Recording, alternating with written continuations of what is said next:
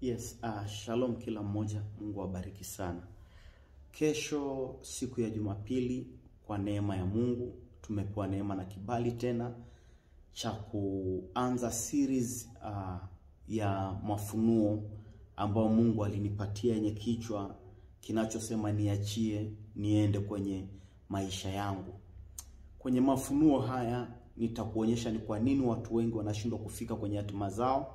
Ni kwa nini watu wengi biashara wanazozifanya hazifiki mwisho, malengo yao hayafiki mwisho, mahusiano wanayoyaingia hayafiki mwisho. Kwa nini watu wengi wenye vitu vikubwa hawafiki mwisho. Nitatamani sana pia kesho unapoanza, jaribu kuja na listi ya vile vitu vyako vya kwanza vyote, mahusiano yako ya kwanza, pesa yako ya kwanza ulioipokea, mshahara wako wa kwanza, kazi yako ya kwanza, mtoto wako wa kwanza. Na natamani hivi vitu nina kazi navyo, nitakwambia ni vya nini. Hivi vitu nitakuonyesha vile ambavyo shetani anaweza akavitumia vikawa ndio sababu ya hicho unachokipitia leo kwenye maisha yako. Hii ni series ambayo nafikiri inaweza ikatuchukua wiki nzima kama Mungu akitupa kibali. Lakini kwa kesho tunaanza ni ukombozi wa aina yake. Ni ukombozi wa aina yake, na nikisema ni ukombozi, I mean ni ukombozi kabisa.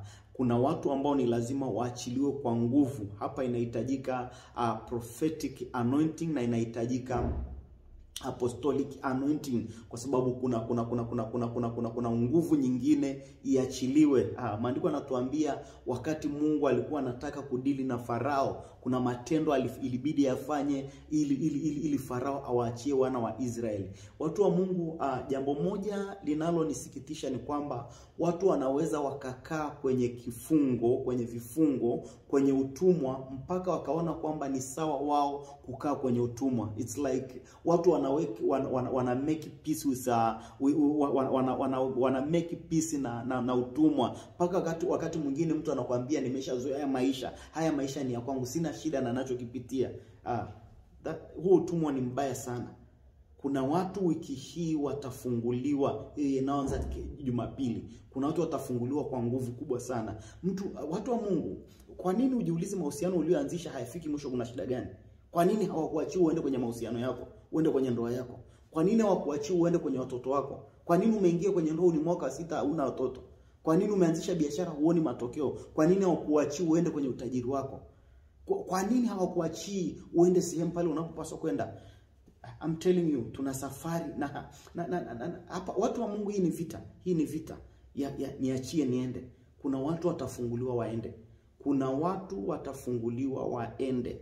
Natamani sana kwa watu wote wa Dar es Salaam, kesho tukutane saa 7 mchana. Mahali ni Mbezi Beach, Goigi, ukumbi unaitwa Mateo Hall. Saa 7 mchana mpaka saa 11.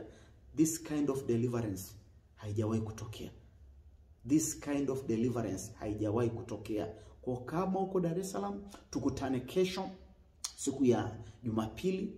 Mahali ni Mbezi Beach, Goigi, ukumbi unaitwa Mateo Hall, kuanzia saa 7 mchana mpaka saa 11 jioni.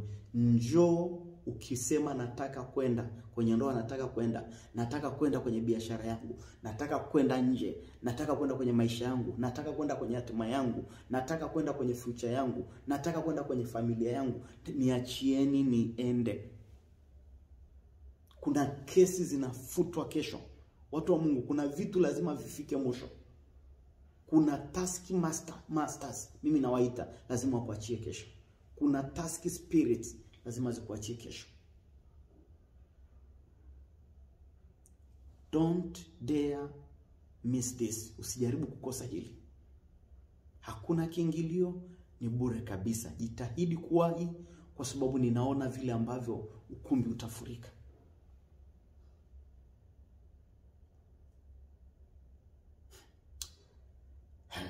Niliwahi kuwapa huu ushuhuda, nitaurudia tena. Kaka mmoja alikuwa na struggle sana kimaisha, amestruggle pamoja na akili yake na uwezo wake na nini, hakuna mahali anaenda. Ikafika mahali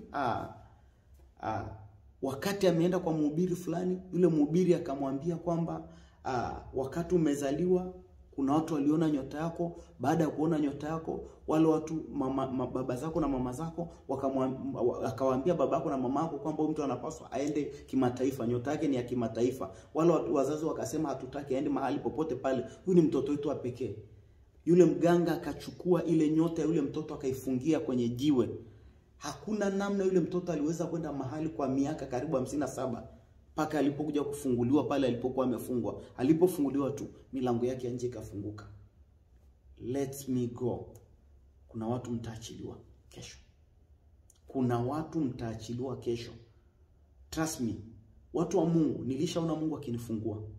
Kuna watu mtafunguliwa. Jitahidi kuwahi. Sisitiza na mwingine na mwingine na mwingine. Beba familia yako yote. Mwambie kesho naenda kufunguliwa. Kesho naenda kwenda. Yatosha nilivyokaa hapa. Yatosha nilivyofungwa. Tukutane kesho Jumapili, Mbezi Beach Goigi, saa 7 kamili mchana, Mateo Hall, mpaka saa 11. Moto utawaka kesho. Shalom.